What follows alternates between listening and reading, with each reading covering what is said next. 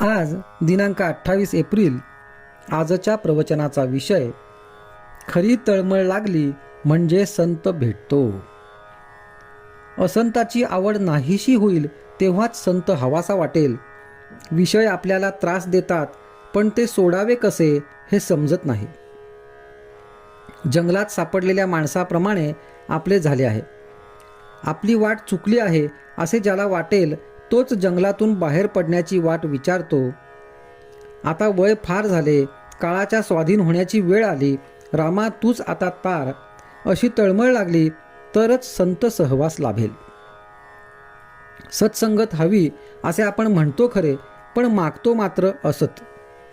मग आपल्याला सत्संगत कशी मिळेल? स्वतःला कसे विसरावे हे कळण्याकरताच संताला शरण जावे. आपले विस्मरण म्हणजे भगवंताचे स्मरण. वडील दूर आहेत, त्यांचे पत्र नाही म्हणून काळजी करतो, पण जन्मापासून भगवंत दूर आहे त्याची तळमळ का लागू नये? आपण नामस्मरण करतो, पण ज्याचे नाम घेतो तो कोण असा विचार करतो का? विषय सोडल्याशिवाय राम कसा भेटणार?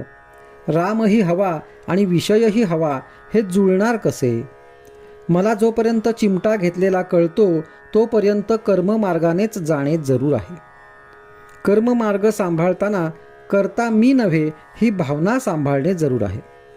जो खरा अनुभवी आहे तो बोलणारच नाही, आणि बोललाच तर तो अगदी थोडे बोलेल, तो उत्तम होय.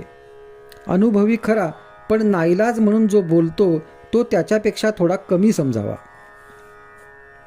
कोणीतरी बोलल्याशिवाय लोकांना कळणार कसे म्हणून हे लोक कमीपणा पत्करूनही पुष्कळ बोलतात, परंतु अनुभव नसताना उगीच शब्द पांडित्य करणारे हे अगदी खालच्या दर्जाचे होत. ज्याला अनुभव कमी त्याला शब्द पांडित्य फार असते. जो जगाला फसविणार नाही आणि स्वतःही फसणार नाही असाच मनुष्य जगाला मार्गाला लावू शकेल. कित्येक साधू दगड मारतात किंवा शिव्या देतात तरी लोक त्यांच्या मागे लागतात, कारण त्यांच्या शिव्या देखील आशीर्वादाप्रमाणे असतात. हे कित्येक लोकांच्या ध्यानी येत नाही. एखादा मुलगा बापाला म्हणू लागला की मी इतका जवळचा पण मला मिळतो मार, आणि तो लांबचा पोर त्याचे मात्र लाड.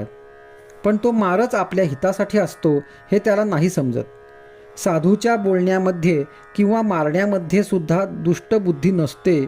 संत जे काही बोलतील ते जगाच्या कल्याणाकरताच असते.